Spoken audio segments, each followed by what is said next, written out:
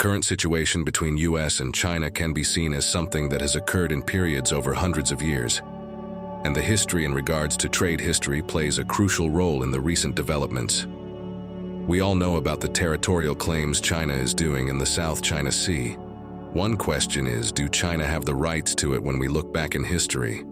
The peak of Chinese naval power is often associated with the Ming Dynasty, especially during the early 15th century under the rule of the Yongle Emperor, when Admiral Zheng He led extensive voyages throughout the Indian Ocean. During the early 15th century, China's naval expeditions under Zheng He reached as far as East Africa, indicating a significant maritime presence. However, these voyages were more about diplomacy and trade rather than territorial control. Even during periods of strong naval power, Chinese maritime activity was focused more on trade, exploration, and diplomatic missions, rather than establishing territorial control over seas. The strong naval power could be seen as a scare tactic, as we often see today during fleet exercises within both US and China. No land was claimed by China during the period. The upcoming emperors did not see the fleet as something important, as they had also had to focus their attention towards the Mongol invasions on land. During the later rule of the Mongols, the fleet was rebuilt to secure trade relations and the failed invasion of Japan. Early in the birth of America in the late 18th century, China and America had a trade deal. However, this was more beneficial for America as a young nation, with expanding rail networks across the nation in demand for cheap Chinese manpower. Exports from China was trending, and in return, China mostly wanted cotton, ginseng, and furs. Chinese land reached its largest extent during this period. However, this was mainly land-based, and the fleet was in decline from earlier periods. Historically, the control and claims over the South China Sea were ambiguous. While China had been one of the major regional powers, its focus was not on exerting exclusive maritime territorial control, as understood in contemporary terms. Tensions started rising with the Opium Wars, which took place in the mid-19th century, were significant conflicts between China and Western powers, particularly the United Kingdom, but they did not directly involve the United States. These wars were centered around trade imbalances, the illegal opium trade, and issues of sovereignty and diplomatic relations. They had lasting impacts on China's international relationships and its internal politics. The First Opium War, 1839-1842, and the Second Opium War, 1856-1860, led to significant changes in China's relations with Western powers, marked by unequal treaties that favored the West, including the ceding of Hong Kong to Britain. These wars contributed to a century of what China refers to as the Century of Humiliation, deeply influencing China's modern political and cultural identity. While the United States was not a direct participant in the Opium Wars, the outcomes of these conflicts, including the opening of various Chinese ports to international trade, did affect U.S. interests and its future interactions with China. The U.S. also played a role in the broader context of Western imperialism in China during the 19th and early 20th centuries, late 1940s and through the 1950s. The establishment of the People's Republic of China in 1949, the U.S.'s support for the nationalist government in Taiwan, and the Korean War were early sources of tension. 1960s to 1970s, the Cold War era saw fluctuating relations, with significant moments like the U.S.-China rapprochement in the early 1970s, marked by President Nixon's visit to China in 1972. 1980s to 1990s. This period saw a mix of cooperation and competition, with events like the Tiananmen Square incident in 1989, causing strains in the relationship.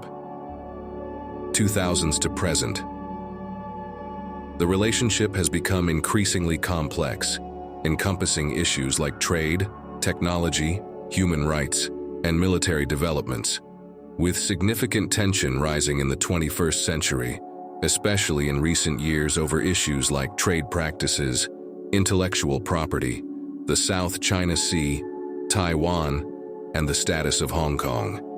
Each of these periods has its own specific context and should be understood within the broader frame of global politics and the evolving international order. The current geopolitical dynamics between the United States and China are indeed complex and involve multiple dimensions, including military, economic, and diplomatic factors. The perception of China as a potential military threat by the United States and its allies, and the relative military postures of both nations, are influenced by various considerations. Military presence and strategy. The U.S. has a significant number of military bases globally, reflecting its long-standing strategy of power projection and alliance building. China, while having a smaller number of overseas bases, has been rapidly expanding its military capabilities, including its navy, which is now one of the largest in the world. Economic competition. The U.S.-China relationship is heavily influenced by economic factors. China's rapid economic growth and its significant role in global trade make it a key competitor to the U.S. on the economic front. This competition sometimes spills over into the military and strategic realms. Historical interventions. The U.S. has historically been involved in numerous military interventions and conflicts. China, in recent decades, has been less interventionist in terms of military engagements outside its borders. However, China's growing military capabilities and assertiveness in its regional sphere, particularly in the South China Sea and along its border with India, have raised concerns among its neighbors and the U.S. perception of hostility. The perception of China as a threat by the U.S. and its allies can partly be attributed to differences in political systems, concerns over rights, and border disputes. The U.S. has a network of long-standing partners. China has fewer formal military friends, but it has been increasing its diplomatic outreach and developing strategic partnerships. Use of threat in diplomacy.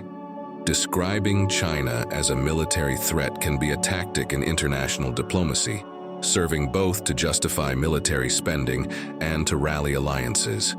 Similarly, China may characterize U.S. actions and alliances as threats to its national security, justifying its own military developments. Non-military areas of competition. Areas such as technology, space, cyber capabilities, and economic influence are increasingly significant in U.S.-China relations, sometimes overlapping with military considerations. It's important to recognize that international relations are multifaceted and constantly evolving. The portrayal of another nation as a threat can be part of a broader strategic narrative that serves various domestic and international policy goals.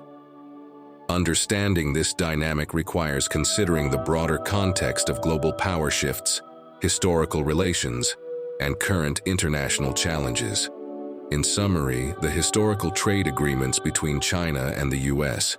have not only shaped the bilateral relationship between these two countries, but also had far-reaching impacts on the global economic and political landscape.